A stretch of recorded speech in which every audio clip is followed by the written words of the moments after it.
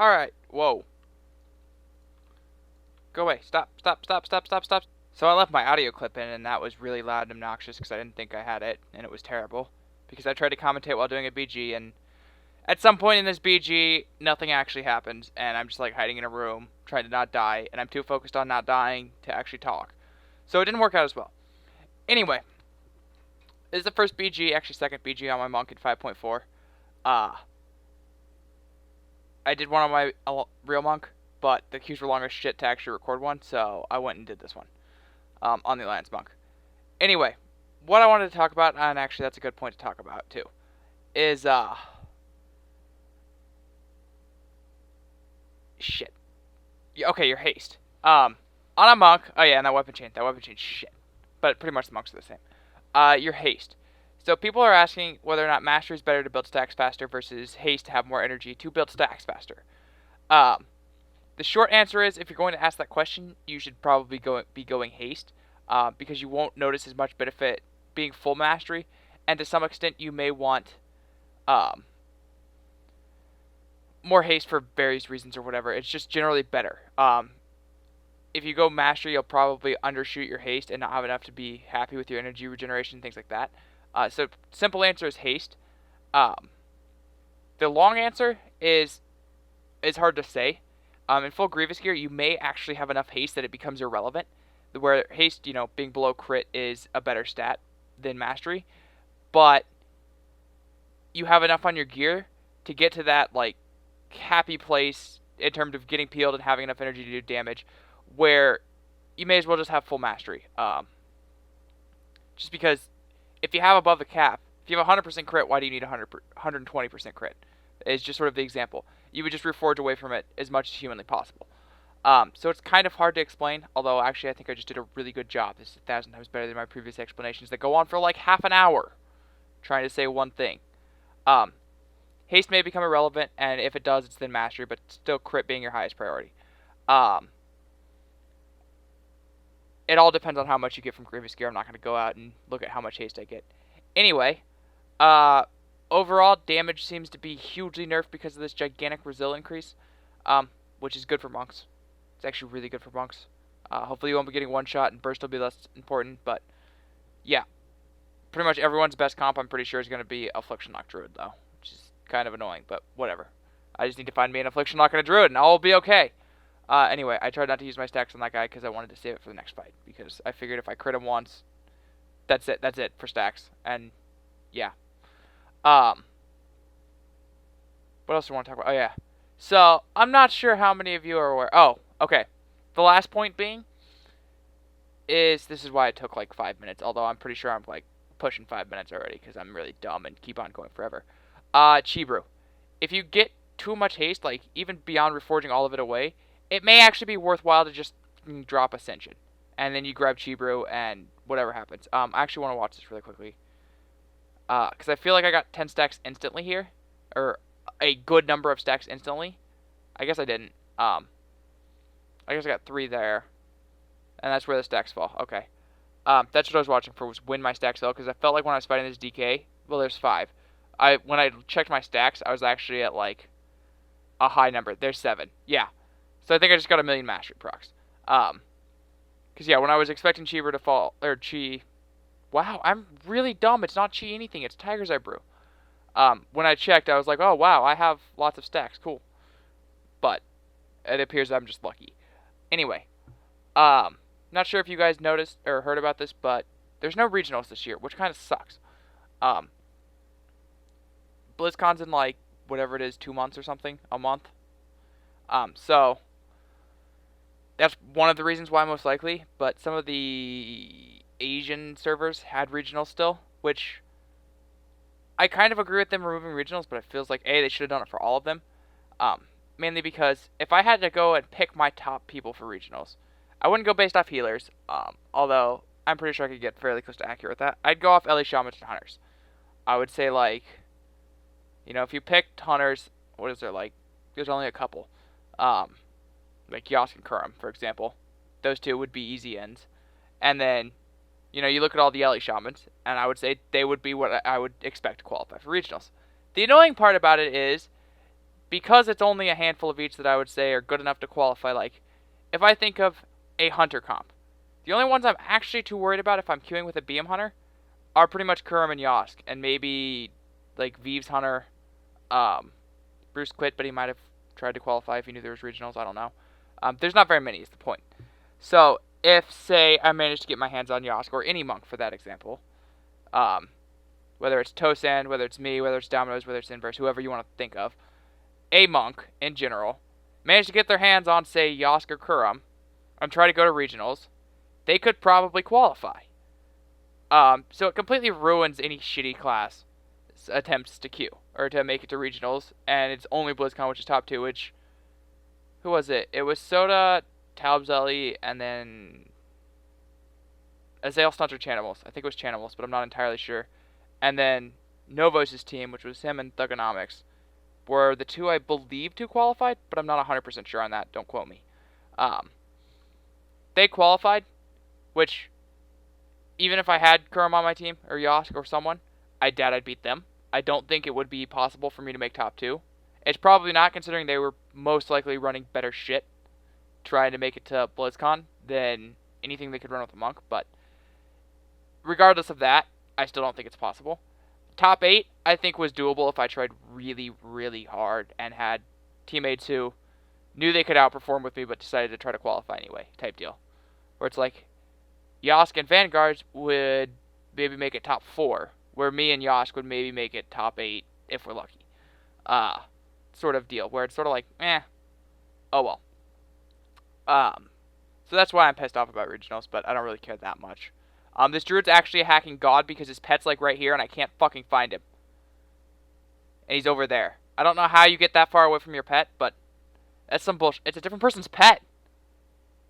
I never noticed that. Holy shit. Who is AFK hiding in stealth around there? Damn. And how did I not get him out either? I don't understand. It's too confusing. Whoever that is, their pet is a god, though. Their companion thingy. Now it's pissing me off. I thought it was this druid's and it was just a mile away, and I was less mad. But now that it's someone else's, changes everything. Other thing I wanted to mention, I haven't actually tried, but according to Dominoes, you can't kill disc priests, or like healers in general as a monk anymore. Who did he try to duel? I think it was McKinsey, and he physically like could not kill him. He got the god of like Rising Sun kick procs and couldn't kill him, which for 3s is somewhat okay. But oh, there, it's that guy's pet. Still don't know how I got you out. Didn't get you out, but it was that guy's pet. Anyway, what was I saying? Something about Domino's not being able to kill Crow or McKinsey or someone. Yeah, that. It's good for 3s. It's not so hot for 2s. 2s are going to be really dumb now. And point capping, I have a feeling, is going to be a pain. But who knows? We'll see. A lot of it could be gear related. You know, if you get more damage than you do HP, I guess, because you don't get Resil anymore, it may even out a little bit. But it's still like, as of right now, it feels like healers are fucking immortal. They're actually the hardest thing to kill. Here's where I was saying I was talking like the entire video, and just gave up for like 5 minutes because I was stuck in this goddamn room hiding. Get trapped, come back out. I'm poisoned by like a million things. Not sure why I haven't cleansed them yet. Oh, I want to kill the Beam Hunter pet. Duh. Come on. I made it like all the way to the end of this video talking about bullshit. How can I not do it now? I'm much more concise. Huh.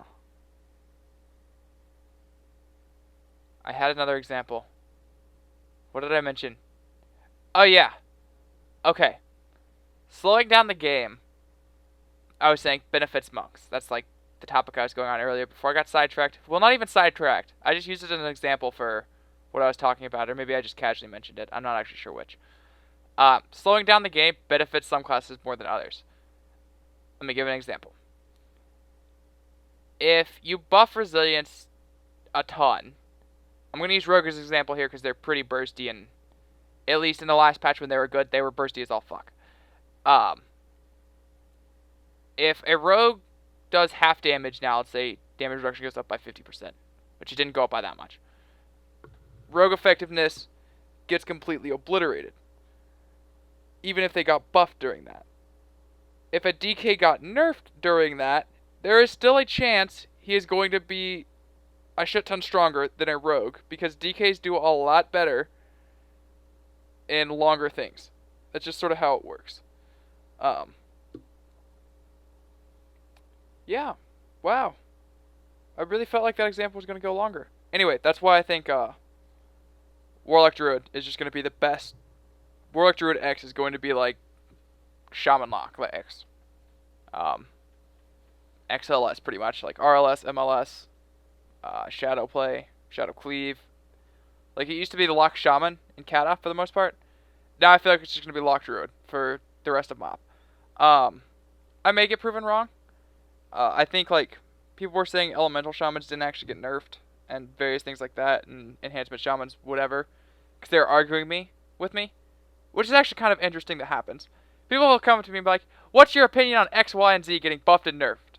And then they'll start arguing. I'm like, "You wanted my opinion, man. Why are you arguing? If you're gonna ask me how Ellie's are,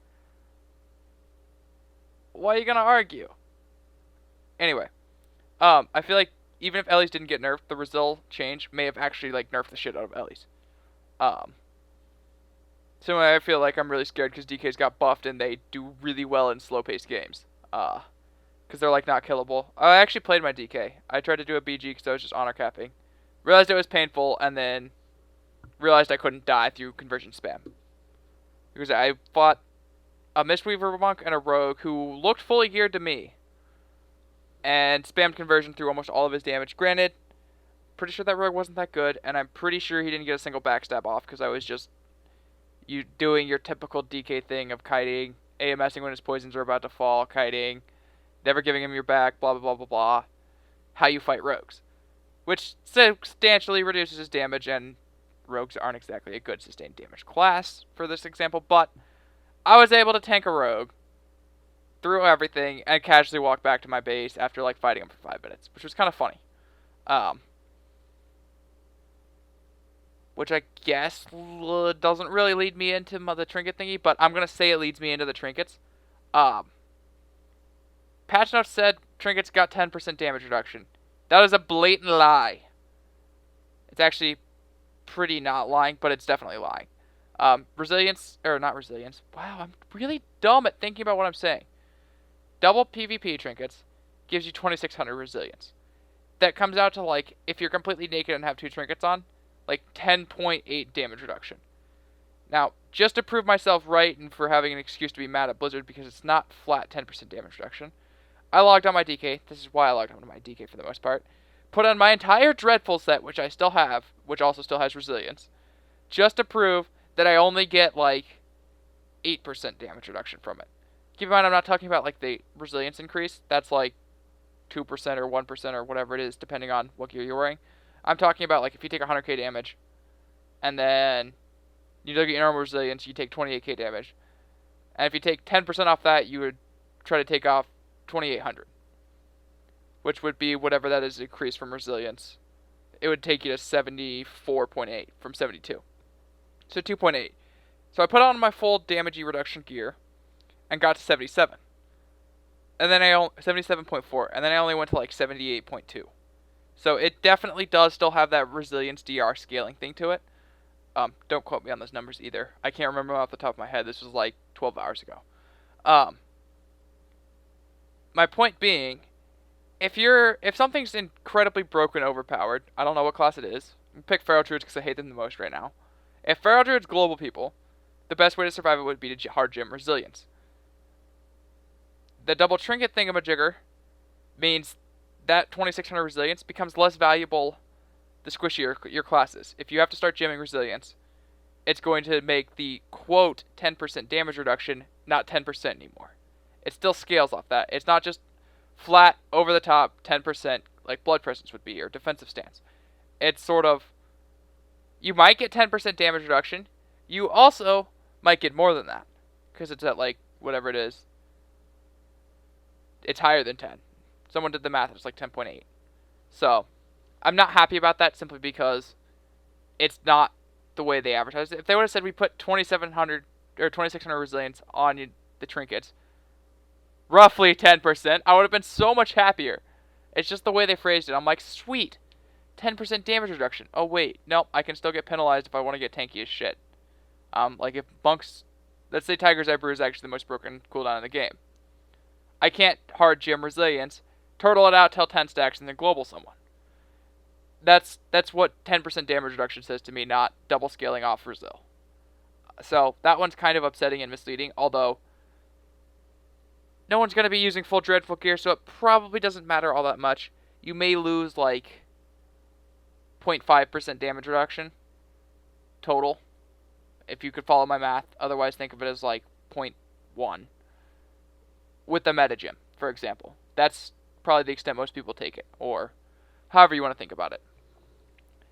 Because no one's actually going to be using Dreadful Gear, and the Resilience is off the Grievous Gear. So I sort of had to go out of my way to make an example, but it puts it in a much larger scale in terms of actually what damage reduction you get. Because someone will go, if you have higher than 10% damage reduction, when they say it's 10%, why are you bitching? So I had to take it to a little bit higher scale, and I'm not sure if it'll actually affect. I may actually just drop to like 10.4% damage reduction with the meta gym. I haven't done testing on it, so it's still just like slightly upsetting. They would phrase it, or that the way they code their game and then the way they phrase the patch notes is like different. Anyway, that's just sort of me being picky, but these trinkets are kind of alive. What is the score? 1400? Is that 14 or 1800?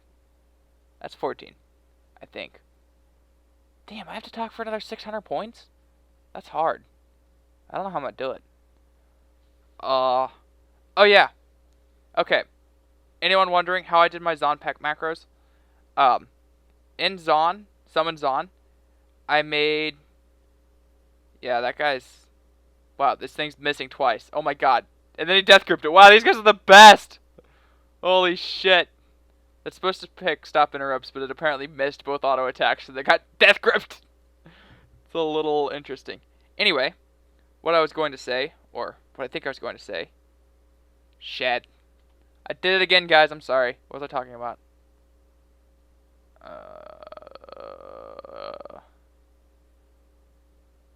It was relevant. It was actually important. Oh yeah, Zon. Okay. Okay, I remembered. Give me a break. Okay.